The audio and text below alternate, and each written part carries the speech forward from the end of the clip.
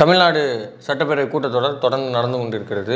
நேற்று ஹிந்தி பிடிக்க இல்லை, நீங்க போட்ட அதே டிஷர்ட் தான், வேற கலர். ஹிந்தி படிக்க தெரியாது போடா. படிக்க முடியாது, சாரி படிக்க முடியாது, படிக்க தெரியும் இருந்தாலும் படிக்க மாட்டேன் போடா. சரி, வேக இந்த டிஷர்ட்டு நீங்க 2 பேரும் நேற்று போட்டீங்கல்ல, நான் போடல. அதுக்காக சும்மா ஒரு கருத்து தான். சரி சரி கொடுத்தாங்க போட்டுக்கிட்டேன். சொல்லுங்க உங்க கருத்தை. சட்டப்பேரவை கூட்டத்தொடர் நடந்து கொண்டிருக்கிறது. நேற்று ஒரு மிகப்பெரிய வெடிகுண்டான ஒரு அறிவிப்பை முதல்வர் அவர்கள் அறிவித்திருக்கிறார். அந்த அறிவிப்பு என்ன, அது எவ்வளோ பெரிய தாக்கத்தை உண்டு பண்ண இருக்குது, அது மட்டும் இல்லாமல் சமீபத்தில் நடந்த மிகவும் சுவாரஸ்யமான பல செய்திகளை உங்களுக்காக கிண்டி கிளறி எடுத்துட்டு வந்துடும். கம்பைலேஷன் ஒன்றும் இல்லை, வெரைட்டி ரைஸ்.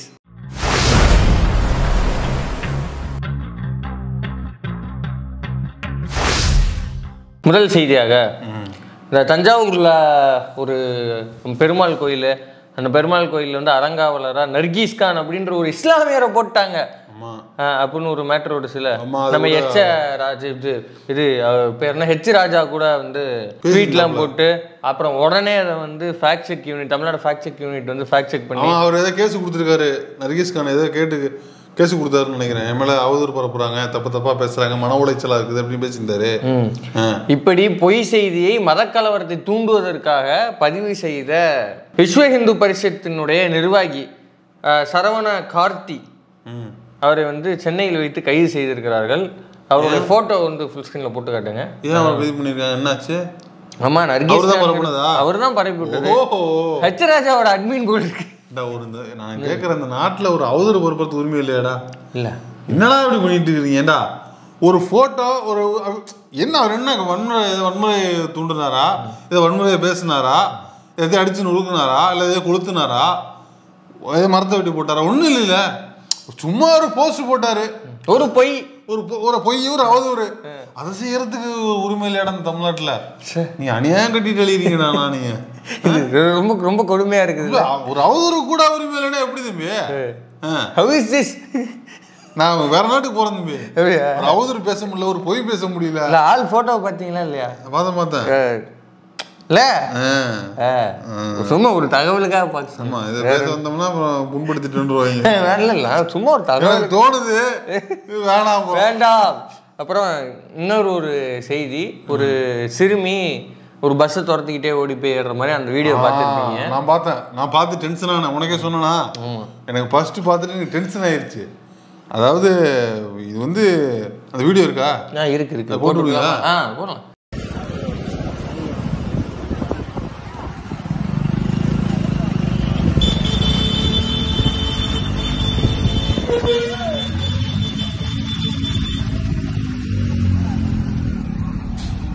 எனக்கு அதை பார்த்துட்டு ஃபர்ஸ்ட் செம்ம டென்ஷன் ஆயிடுச்சு. எனக்கு இந்த பஸ் புரியுது. எனக்கு வந்து அது வந்து ரொம்ப கஷ்டம். அது புள்ள பரிச்சு எழுத போகுது, பார்க்குது, அது எவ்வளோ தூரம் ஓடி +2 தேர்வு எழுத சின்ன பொண்ணு. எனக்கு வந்து ரொம்ப ஒரு மாதிரி டென்ஷன் ஆகிட்டேன். புரியுது. டென்ஷன் ஆனேன். இல்லை, அதுக்கப்புறம் சஸ்பெண்ட் பண்ணிட்டாங்களா? ஆமாம், அந்த டைரக்டர் அந்த டிரைவரை வந்து சஸ்பெண்ட் பண்ணிட்டாங்க. ஆனால் அதுக்கப்புறம் பஸ் நின்றுச்சாமே. இருந்தாலும் தவறு தான். ஸ்டாப்பிங் எங்கே இருக்குது, நீ எங்கே போய் அது எவ்வளோ நேரம் அந்த சிறுமி வந்து துரத்திட்டு வராங்க. அதாவது நான் அவ்வளோ டென்ஷன் ஆனேன், எல்லாம் பண்ணேன், அரெஸ்ட் பண்ணிட்டாங்கன்னு கேள்வியும் போட்டேன். அப்புறம் பார்த்தா அந்த பஸ் நின்று ஏற்றிட்டு போகுது. அப்புறம் ஏங்க அரெஸ்ட் பண்ணீங்க? அப்படி கிடையாது. அப்படின்னா அந்த பொண்ணு ஏமாந்துருக்குது, அந்த பொண்ணை பரிதவிக்க விட்டதுக்கு, இல்லை ஒருவேளை அங்கே விழுந்திருந்தாங்கன்னா பதட்டப்பட்டதுக்கு, ஆமாம்மா அந்த பொண்ணை பதட்டமடைய வைத்ததுக்கு, அந்த பொண்ணை அலக்கழிச்சதுக்கு அந்த பஸ் வந்து நிப்பாட்டி ஏத்துச்சு. ஓகே, எங்க நிப்பாட்டி இருக்க வேண்டியது எங்க நிப்பாட்டுற. ரெண்டாவது இப்போ வந்து தேர்வு சமயம்ங்கிறது தெரியும். சீருடையில இருக்கிறாங்கன்னா மரியாதையை நிறுத்தி ஏத்துறது தான் சரி. ஆமா, ஒருவேளை அவங்க வந்து ஸ்லிப் ஆகி ஏதாவது அடிபட்டு இருந்தா பரிசு எழுதி இருக்க முடியுமா? பரிசு போனா வருமா? அந்த ஓடுனதே நம்மளால பார்க்க முடியல. நம்ம அது ரொம்ப ரொம்ப அந்த மாதிரியான அனுபவங்களை சந்தித்து வந்தவங்க தான் நாம். அதனால அது புரியுறது கஷ்டமா இருக்கும். நீங்க என்ன ஃபீல் பண்றீங்க எனக்கு புரியுது. நான் ஏறி இருக்கேன். நான் என்ன நினைச்சேன், நான் ஃபர்ஸ்ட் திமிர்த்தனமா போறாரு, சரி சைட்ல கண்ணாடியில பாத்துருக்க மாட்டாரு டிரைவரு, அதனால தெரியாம நிறுத்தினான்னு பார்த்தேன். அதுக்கப்புறம் இன்னொரு சான்ஸ் இருக்குது, ஒருவேளை சின்ன பொண்ணு தானே ஓடி வந்து ஏறி இருக்காதா அப்படின்னு நினைச்சிருப்பாரு போல இருக்கு. எப்படி நினைச்சிருந்தாலுமே அது தப்பு தான். எப்படி நீங்க எப்படி நினைக்கலாமா? சீருடையில இருக்கிறாங்க குழந்தைகளுக்கு ஏதோ ஒன்று ஆயிடுச்சு. முதல்ல ஐயா டிரைவர்கள்லாம் இந்த மாதிரி ஏன் நடந்துக்கிறீங்க? எல்லாம் சின்ன பிள்ளைங்க, தேர்வு சமயத்துல அரசு தான் வண்டி ஓட்டுது, பார்த்து ஏத்திட்டு போங்க. டிரைவர் கண்டக்டர்லாம் ரொம்ப கொஞ்சம் தனிமையா நடந்துக்குங்க, பாத்துக்குங்க, அவ்வளவுதான். இல்ல இல்ல பாத்து அவ்வளவு அகங்காரமா சொல்றது, அகங்காரமா சொல்லல, பாத்துக்குங்க கொஞ்சம் பிள்ளைங்க. அகங்காரமா சொன்ன மாதிரி சத்தியமா அந்த டோன்ல சொல்லல. கொஞ்சம் பாத்துக்குங்க குழந்தைகள. பயணிகள் வர்றாங்க, நம்ம ஆட்கள் தான் எல்லாரும், அதனால பார்த்து கொஞ்சம் நீங்க அன்பா நடத்தி அன்பா ஏத்தி அன்பா இறங்க. ஆமா, ஏன்னா தேர்வு சமயம் வேற, அதுக்காக நான் பார்த்து உங்களுக்கு சொல்லி நம்ம புரிய வைக்க வேண்டியது இல்லை. ஏன்னா நீங்க சர்வீஸ் பண்றீங்க, உங்களுக்கு இந்த அனுபவம் இருக்கும். இருந்தாலும் ஒரு கூடுதல் சஜஷன் எடுத்துக்கங்க, வேற ஒன்றும் கிடையாது. நான் ரெக்வஸ்டா தான் சொல்றேன், நீங்க வேற எங்கேயோ கோர்த்து விட்டு போயிடாதீங்க. கோர்த்து விடலாம் இல்லது, நான் பாத்துங்கிறதா இப்படி பாத்துங்கன்னு சொன்னேன். ஐயோ இவரை உட்கார. அடுத்து அமலாக்கத்துறையை கண்டித்த நீதிபதிகள் விலகல். இந்த டாஸ்மாக் வழக்குல ஏன் சரியா தீர்ப்பு கொடுத்துட்டாங்கன்னு சொல்லியா? அது என்னங்கிறது தெரியல. அது என்ன அப்படின்னா, அமலாக்கத்துறை நடவடிக்கை எதிராக டாஸ்மாக் தொடர்ந்த வழக்கில் இருந்து விலகுவதாக நீதிபதிகள் MS ரமேஷ் மற்றும் N செந்தில்குமார் அமர்வு அறிவிப்பு. எனக்கு தெரியும். முன்பு ஆவணம் தாக்கல் செய்ய அமலாக்கத்துறைக்கு உத்தரவிட்டிருந்த நீதிபதிகள் திடீர் விலகல். அது ஒண்ணு இல்ல, அந்த வழக்கை பத்தி தெரியாதவங்களுக்கு ஷார்ட்டா சொல்லிடலாம். டாஸ்மாக் நிறுவனத்தில் ஊழல் நடந்திருக்கு, 1000 கோடி மேட்டதுன்னா அதேதான் அப்படின்னு அண்ணாமலை பிரஸ் மீட்ல முதல் நாள் சொல்ல, அடுத்த நாள் ஆமா 1000 கோடி ஊழல்னு சரியா தான் இருக்கு அப்படின்னு 2 பக்கத்துக்கு அறிக்கை விட்டது இடி. இதை தொடர்ந்து பொதுவெளியில பாஜக 1000 கோடி டாஸ்மாக் ஊழல், 1000 கோடி டாஸ்மாக் ஊழல்னு பேச போக, உடனே டாஸ்மாக் நிறுவனம் இதை நாங்க சட்ட ரீதியில் எதிர்கொள்றோம், ஒன்றும் பிரச்சனை இல்லை அப்படின்னு மாண்புமிகு அமைச்சர் செந்தில் பாலாஜி அவர்களும் சொன்னார் சட்டப்பேரவை கூட்டத்தொடரில் முடிச்சுட்டு. அதே போல் டாஸ்மாக் நிறுவனமும் நம்ம உயர்நீதிமன்றத்தில் வழக்கு தொடுத்திருந்தாங்க. வழக்கு தொடுத்திருந்ததை பார்த்த நீதிபதிகள் MS ரமேஷ் மற்றும் N செந்தில்குமார் அவங்க என்ன சொன்னாங்க அப்படின்னா, இல்லை என்ன சொன்னாங்க அப்படின்னா, அமலாக்கத்துறை நீங்கள் இப்படி நடந்திருக்கக்கூடாது, நைட்டு விடிய விசாரிச்சிருக்கிறீங்க, அதுவும் பெண் ஊழியர்கள்லாம் விசாரிச்சிருக்கீங்க, இதெல்லாம் செஞ்சீங்களா அப்படின்னு இடியை நோக்கி கேட்க, அவங்க ஐயா அதெல்லாம் இல்லைங்க, நைட்டில் அனுப்பிச்சிட்டோம் அப்படின்னு சொல்ல, யோ சும்மா புழுவாதீங்க, நாங்கள் டிவியில் போட்டு காட்டுறோம்ல, பார்க்குறோம்ல அப்படின்ற விஷயங்கள் எல்லாத்தையும் அவங்க பதிவு பண்ணியிருந்தாங்க. இப்படி கருத்து சொல்லியிருந்த அமலாக்கத்துறை மேலதிக விவரத்தை அடுத்த மனுத்தாக்களில் செய்ய வேண்டும் அப்படின்னு அறிவுறுத்தி இருந்த இந்த நீதிபதிகள் விலகி இருக்கிறார்கள். ஏதாவது பர்சனல் பிரச்சனை, கல்யாணம் காட்சி இருக்குண்டா, ஏதாவது காது குத்தி போயிருப்பாரு, அவருக்கு எதாவது சொந்த பிரச்சனைலாம் இருக்காதா, இல்ல இது 2 பேருமே சேர்ந்தாப்லையோ இருக்கலாம், அதாவது இருக்கலாம், ஏதாவது கல்யாணம் காட்சி பிள்ளைங்களை ஏதாவது படிக்க வைக்க ட்ரான்ஸ்ஃபர் ஆகிட்டு போகலாம், ஒட்டுக்கா அதுவும் இல்ல ஒரே நேரத்துல அதுவும் டாஸ்மாக் இருக்க கூடாது. அவங்க முடிவு இல்ல, சுதந்திரமான முடிவு. அந்த முடிவு விமர்சனம் செய்யவோ நீதிபதிகள் விமர்சனம் செய்யவோ இல்ல. இந்த பாசிச திமுக ஆட்சின்னு ஏதோ ஒண்ணு இல்ல பாசிச திமுக ஆட்சின்னு ஏதோ ஒண்ணு. ஜட்ஜையாவுக்கும் அரசாங்கத்துக்கு சம்மந்தம் கிடையாது, அது அவங்களோட பியூர் அவங்களோட முடிவு. இது நான் அதை பத்தி நான் எதுவும் விமர்சிக்கல, சரியா? ஈடி ஈடி அறிவுறுத்துறாங்க, ஈடிய பொய் சொல்லாதரா அப்படின்னு சொன்ன நீதிபதிகள் விலகி இருக்கிறார்கள். ஒரு செய்தியா நான் சொல்றேன். இல்ல இன்னொரு இருக்கலாம், டாஸ்மாக் அது ஒரு கேஸா, அந்த குடிகார கேஸை போய் நான் எதுக்கு டீல் பண்ணலாம், நான் கொஞ்சம் ஆச்சாரமானவன் சுத்தமானவன், எனக்கு அது பிடிக்கலன்னு நினைச்சு கூட அவங்க மனதால இது பண்ணிருக்கலாம், விலகி இருக்கலாம். என்னங்கிறது தெரியல. ஆனா பின்னாலே சொல்லுவாங்க அவங்க. ஆமா, ரிட்டையர்ட் ஆனதுக்கு அப்புறம் மீட்டிங்ல அவங்க சொல்றதுக்கு வாய்ப்பு இருக்கு. அது வரைக்கும் காத்துறீங்களா, ஆஃப்டர் பிரேக். இப்போ அடுத்த கட்டமாக ஐயா எதிர்கட்சி தலைவர் எடப்பாடி பழனிசாமி அவர்கள் கூட்டத்தொடர் நடக்கின்ற இந்த தருணத்தில் டெல்லியை நோக்கி பயணப்படுகிறார். அப்படியா? பார்லிமெண்ட்டுக்கு போறாரா? ஆமா, இந்த நேரத்துல எம்பி தான் முடிஞ்சு வச்சுல, அங்க கலந்துக்கு போல, அங்க போயிருப்பாரு, பார்லிமெண்ட்ல கலந்துக்கலாம்னு போயிருப்பாரு. விசிட்டரா யார் வேணா இல்ல, அதுவும் இப்ப அந்த புகைக்குண்டு வீசினாங்க இல்ல நாடாளுமன்றத்துக்குள்ள, அதுக்கப்புறம் அந்த விசிட்டரும் அலோவ் பண்றது இல்லைன்னு எதுக்கு போறாரு? என்னடா எடப்பாடி விட மாட்டாங்க, என்ன விளையாடுறியா நீ? ஏன்டா எவ்வளவு பெரிய ஆளுமை அவரு, அவரை எப்படி உள்ள விடாம இருப்பாங்க? சிரிக்காம பேசுறீங்களா? எப்படி தம்பி கண்ட்ரோல் பண்றீங்க? அப்படி நான் வேற சிரிச்சிருவேன், பிரச்சனை. அவர் உள்ள விடுவாங்க, எதிர்கட்சி தலைவர்ரா, அவருக்கு எதிர்கட்சி தலைவர் அவர் போக மாட்டாங்க, வேற விஷயம், அவருக்கு இன்ட்ரெஸ்ட் கிடையாது.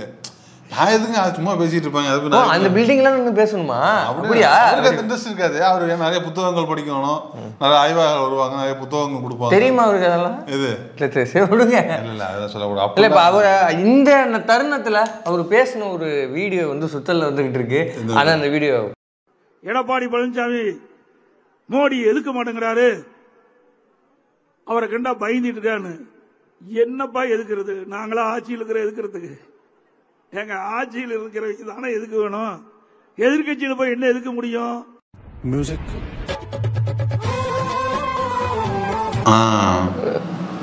அது என்ன சார் கரெக்டாக தானே கேட்குறாரு. உனக்கு என்ன பிரச்சனை இல்லை? உனக்கு எப்படிங்க இருக்க முடியும்? நாங்கள் எப்படிங்க என்ன இது இருக்கு, என்ன சோர்ஸ் இருக்கு, என்ன பேஸ்மெண்ட் இருக்குது நீங்க கேட்கறதுல? எதிர்கட்சின்னா நீங்க எதிர்க்க மாட்டீங்க. ஒன்றியத்தில் ஆள்றதுக்கு நீங்க இப்ப என்ன கட்சி? கூட்டணியில இல்ல கூட்டணியில இருக்கீங்களா இல்லையா? கூட்டணியில இல்ல அபிஷியலா.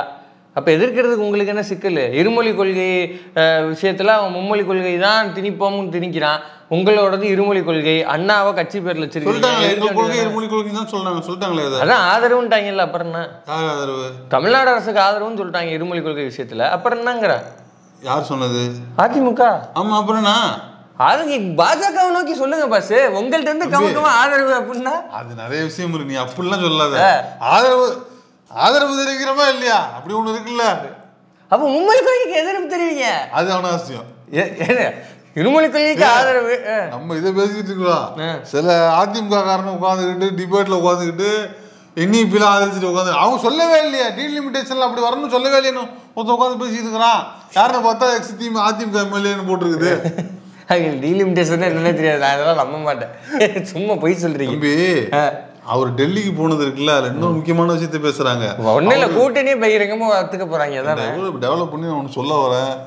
சொல்லுங்க. இல்லை ஓகே, இப்ப நான் சொன்னதெல்லாம் மறந்துருங்க. நீங்க சொல்லுங்க. அதான் அவர் வந்து பிஜேபியோட கூட்டணி பேசுறதுக்காக போறாப்ல அப்படின்னு எல்லாரும் வந்து உண்மையை சொல்றாங்க. உண்மையில இப்ப ரூமர் சொல்றாங்க. ஆனா என்ன சொல்றாப்ல, அதெல்லாம் இல்லைங்க, நான் சும்மா தான் வந்தேன், பில்டிங்கை பார்க்கறதுக்கு வந்தேன், எதிர்க்கவும் மாட்டேன் பாஜகவை. டெல்லிக்கு அப்புறம் எதுக்கு தான் போறீங்க எனக்கு புரியலையே. பில்டிங் திறந்து வைக்க போனேன், கூட்டணிலாம் அதெல்லாம் இப்போ சொல்ல முடியாதுங்க, அப்புறமா தாங்க சொல்ல முடியும் அப்படின்னு தெளிவா திட்டவட்டமா சொல்லிட்டாப்ல. திட்டவட்டமா சொல்றாரு. அதான் 6 மாசம் சொன்னாரு. எங்களுக்கு திமுக தான் எதிரி, அதுக்காக 6 கூட வேணாலும் நாங்க கூட்டணிக்கு போவோம். அதனால எல்லாரும் வந்து நமக்கு அவர் தகவலே சொல்ல, ரத்தத்தின் ரத்தங்களுக்கு அவர் ஒரு மெசேஜை பாஸ் பண்றாரு. திடீர்னு நான் வந்து சொல்லுவேன், ஷாக் ஆயிடக்கூடாது. நீ வந்து எடப்பாடி மாதிரி ஒரு ஆளுமையை நீ பார்க்கவே முடியாது. அது நாச்சி நான் பார்த்ததே இல்லை. அது அப்படி கிடையாது, அவன் நினைக்காத இதெல்லாம் பார்த்ததே இல்லை. அது அது ஒரு மாதிரி இல்ல, ஆளுமையான ஆளு. அடுத்து வந்து வைரலா போயிட்டு இருக்கிறது ஒரு சிறுமி புத்தகத்தை கட்டி பிடிச்சிட்டு ஓடுற மாதிரியே இமேஜ். அது எங்க நடந்துச்சு? அது நானும் பார்த்தேன். பார்க்கறதுக்கு ஒரு எம்பவரா இருந்துச்சு, ஒரு கூஸ் பம்பா இருந்தது இல்லை. ஆனால் ஒரு மாதிரி கிளியராகவே இல்லையே. ஆக்சுவல் வீடியோ பார்த்தீங்கன்னா அப்படி இருக்காது. அதான் ஒரு மாதிரி போலீஸ்காரங்க தான் நிற்கிறாங்க, போலீஸ்காரங்க நிற்கிறாங்க, ஏதோ போகிறாங்க. அந்த பாப்பா வெளில எடுத்துட்டு ஓடுது இல்லையா? உத்தரப்பிரதேசத்துல அம்பேத்கர் நகர்ங்கிற மாவட்டத்துல போல் இருக்கு. அங்க நடந்த ஆக்கிரமிப்பு இடிப்பு பணி அப்படின்னு அதை கிளைம் பண்றாங்க. ஆனா விஷயம் அது இல்லை, வீட்டை இடிக்கிறாங்க, ஏதோ அவங்க சம்பவம் நடக்குது. ஆனா ஒரு பாப்பா தன்னோட ஸ்கூல் புக்கை மட்டும் எடுத்துக்கிட்டு வெளியில ஒடியாருது. இதை பார்க்குறவங்களுக்கு கல்வியின் முக்கியத்துவம் என்ன, அந்த பாப்பா வந்து எவ்வளோ வந்து அந்த கல்வி மேலே வந்து ஆசை வச்சிருக்குது, இவ்வளோ வந்து அது ஆசைப்பட்டு படிக்குது உத்தரப்பிரதேசத்தில் இருந்துக்கிட்டு அப்படிங்கிறது நம்மளுக்கு தெளிவாக தெரிகிறது. அது மட்டும் கிடையாது, அது சொல்கிற இன்னொரு கூடுதல் தகவல் என்னன்னா, பாசிச ஆட்சிங்கிறது என்ன அப்படிங்கிறத அந்த சிறுமி சொல்லாமல் சொல்லி இருக்கிறார். ஏன்னா ஆக்கிரமிப்புகளை இடிக்கிறத ஒட்டி பல்வேறு மாநிலங்கள்ல இருந்து வீடியோக்கள் வரும். ஆனா அது எந்த வகையான ஆக்கிரமிப்பு, யார் தாக்கப்படுகிறார்கள்ங்கிறத பார்க்கணும். ஓகேவா? அங்க நடக்கிறது உத்தரப்பிரதேசல குறிப்பா நடந்தது. நம்ம நேற்று பேசின வீடியோல கூட சொன்னோம், சுப்ரீம் கோர்ட்டே கண்டிச்சிருக்கு. ஏன்னா அங்க வந்து புல்டோசரை கொண்டு இடிப்பதுங்கிறது சிறுபான்மையினர் மேல, ஒடுக்கப்பட்ட மக்கள் மேல, இஸ்லாமியர்கள் மேல, இவங்க மேல ஏவப்படுகிற ஒரு ஒடுக்குமுறை.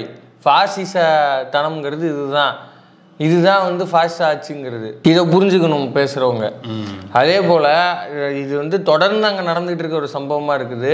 ஏன் இப்போ நாக்பூர்ல ஒரு கலவரம் நடந்துச்சுல போன வாரம், அங்க அந்த கலவரத்துல தொடர்பு படுத்தி ஒருத்தர் வந்து இவர் அந்த கலவரத்துல சம்பந்தமான நபர் இவர் அப்படின்னு சொல்லி அவருடைய 2 மாடி வீடு ஒன்று இருந்திருக்கு. அதில் மாடி போர்ஷனை புல்டோசர் விட்டு இடிச்சு தள்ளியிருக்காங்க. இதையுமே கோர்ட் வந்து கண்டிச்சிருக்குது. அதுவும் இல்லாமல் நாக்பூர் முனிசிபாலிட்டியோட அடக்குமுறை இது அப்படிங்கிறதையும் ஓப்பனா சொல்லியிருக்கு.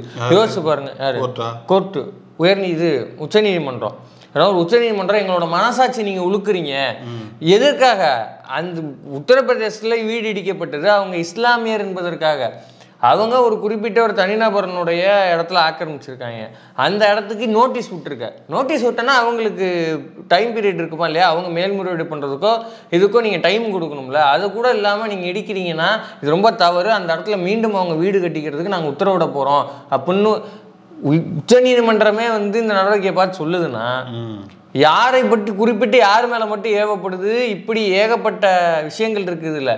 இதெல்லாம் எதுவுமே புரிஞ்சுக்காம பாஜகவும் திமுகவும் ஒன்று, இதுவும் பாசிசம் தான் பேசினா இது எப்படி புரிஞ்சுக்கிறதுங்கிறது தெரியல. ஏன்னா இது மட்டும் கிடையாது, அந்த குணால் கம்ரா அவர் வந்து பேசியிருக்கிறாரு, நான் ஏதோ வந்து இந்துவாக இருப்பதனால தான் உங்க முன்னாடி நின்று பேசிட்டு இருக்கிறேன், இதுவே நான் இஸ்லாமியரா இருந்தா இதுல போட்டோ, இதுல ஒரு போட்டோவா தான் நான் இங்க இருந்து பேசுறாப்புல.